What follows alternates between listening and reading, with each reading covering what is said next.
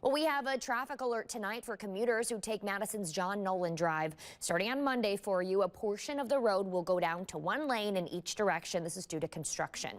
City of Madison officials say the project will be within the Monona Terrace Tunnel, including structure and electrical work, as well as stormwater piping replacement. The work is expected to be done by December 22nd. Officials add the work has been coordinated with the reopening of South Broom and West Wilson Streets, which are all set to reopen fully this Thursday.